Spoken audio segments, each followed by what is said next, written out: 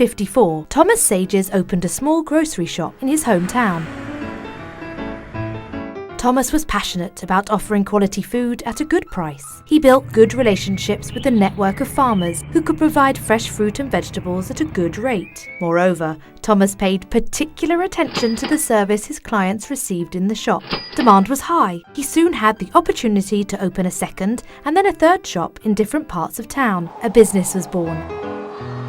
During that time, throughout the US and Europe, the first supermarkets were getting off the ground. Thomas travelled to learn from these businesses firsthand, and he soon decided to open his own supermarket. The business took a new turn. Now the industrialisation of his concept could start.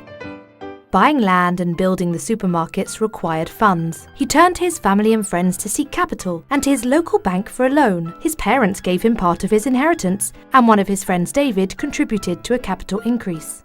Thomas also started to develop franchises. During these years, Thomas recruited talented managers from other companies and set aside 10% of the capital to reward them. Thomas's wife, Martina, always supported him in his ventures. Their friend David was often invited to his home with his wife and only son, David Jr. It was on these occasions that Caroline, Thomas and Martina's daughter, met David Jr. They married in 1976.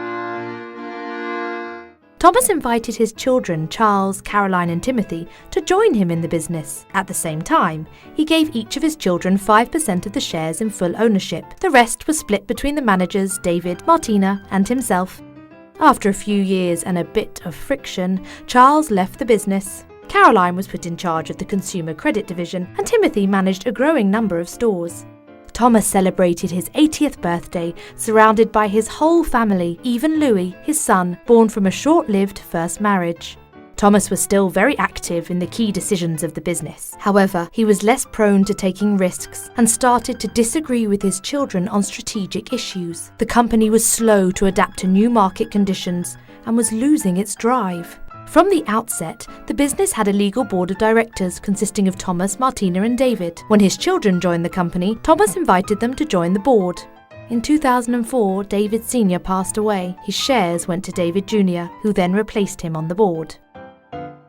Caroline and David Jr.'s older children, Jim and Lucy, were invited by their mother to join the business. During that time, their younger son Peter had started selling high-quality wines on the internet. He had approached Timothy to talk about possible synergies with the Sages group.